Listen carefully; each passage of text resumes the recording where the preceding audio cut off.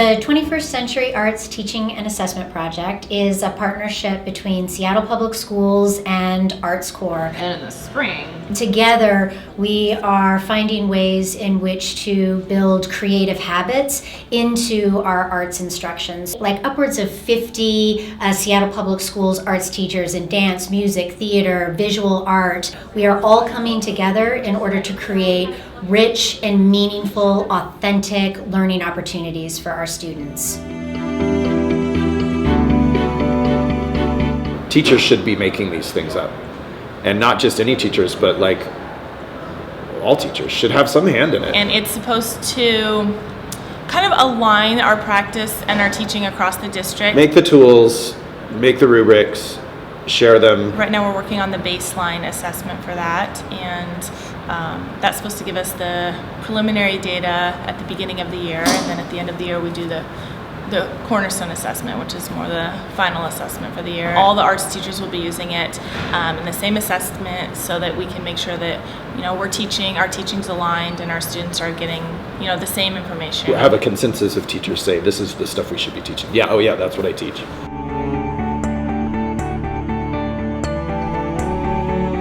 Arts Corps has been partnered with Seattle Public Schools around sort of expanding the approach to assessments, dating back about 5 years ago. Really trying to look at how do we make the learning and the instruction that's happening in arts education really connect across content and foster 21st century skills. Are you able to engage in an art making process that shows that you are thinking divergently, you're coming up with multiple creative solutions, you're taking feedback into account. Instead of just telling the students what they need to do to improve on their instrument, asking them and questioning, like, how do you think that went? Or do you have any ideas of what we can do, when we try that again, how can we improve that? I just think the district really lives this and breathes this now, and 21st century skills are core to the language that arts teachers are having around their instruction.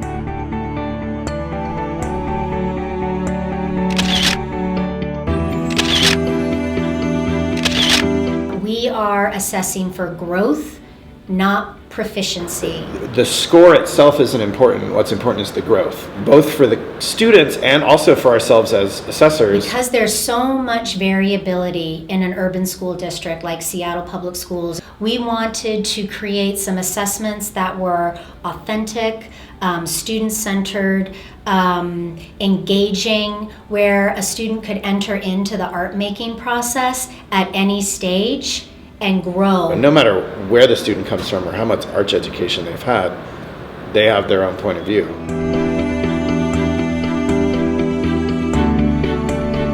We've piloted the assessment this year, a handful of teachers in different disciplines. So it's battle tested and tested from a diversity of teachers that work in a diversity of school settings.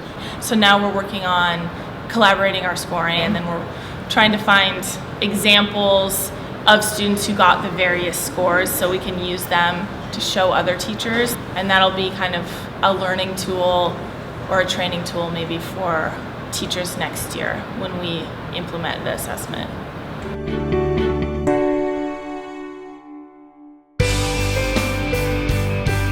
We're prioritizing choice for students so that instead of in a middle or high school music class, the music teacher listening to the piece and saying, okay, this is what you need to correct and do differently. What we're shifting towards is the teacher setting up small groups of students to work on a piece of music and creating a culture where the students are listening to themselves, listening to each other, and giving each other feedback on what it is that they need to do differently in order to improve the music piece. And when we do that kind of learning, that's when students are owning the experience. They're being reflective. And if they can be reflective and metacognitive in that learning, then the likelihood of it internalizing so that then they can transfer it to other areas of school and life, that's what we're interested in. That's the kind of shift we want to see happen in the classroom and for students individually in terms of their learning.